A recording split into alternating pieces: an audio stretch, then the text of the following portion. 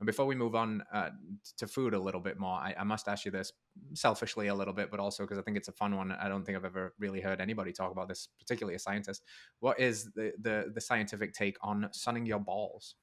Well, actually, so I like to talk about this a decent amount because for both men and women, there's certain times of day where sunning your fun parts is beneficial. I would say in general, like let's say sunrise, sunset, we're getting highly enriched red and infrared light. We know that directly stimulates mitochondria.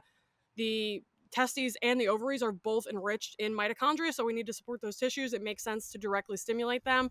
But in addition to that, we also have UVA light, which we didn't talk about yet, but UVA light, which is a slightly longer wavelength than UVB light, is a really important stimulus of nitric oxide production throughout the body. And nitric oxide being this critical reactive species that's required for the dilation of blood vessels, which allows blood pressure to be going down. Hmm. It also facilitates the perfusion of tissues, so the delivery of nutrients and oxygen to tissues and the removal of waste from tissues as well.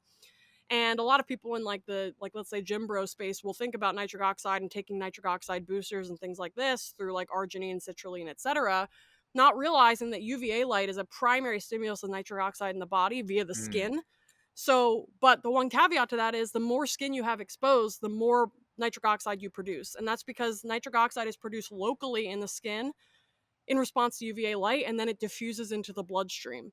And so, from an dysfunction perspective, and also from a sexual function perspective in women too, nitric oxide is extremely important for Mm. facilitating blood flow to those regions. And so, that's a huge benefit for getting even more of that early morning UV light or even midday UV light exposure on those regions too, from a blood flow perspective and a sexual function perspective. So I think there's absolutely merit to it.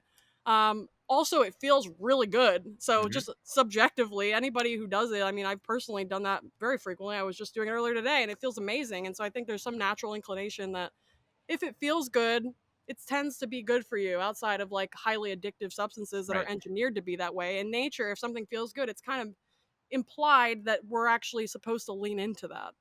I love it. PhD approved. Sun your fun parts. Let's go. I've been enjoying that endeavor for a while. Be have some fun with it on my Instagram stories and all of that stuff. Hey, before you go anywhere, listen up. I've got a special announcement. Mark your calendars for this one. November 22nd, Heart and Soil is dropping a new documentary called Fed a Lie. This is going to be the documentary on seed oils. The end, the nail in the coffin. Expect to hear from experts like Dr. Paul Saladino, Nina Teicholz, Dr. Chris Kenobi, even superstars like Bethany Hamilton as we gathered the big dogs to put an end to the seed oil madness. If you want to check that out, go to Heart and Soil's YouTube, subscribe, and go to fedalie.film. Plug in your details, and we will make sure you get the link as soon as that goes live so you can spread it far and wide. This will be an incredible conversation starter at the family table over the holidays, and it will be you helping us to spread this message of radical health and be a part of the healthy revolution. And as always, thank you for being here. If you like the show, please like it, subscribe it, and share it. Help us to spread this message of radical health. And we'll see you next week. Big love.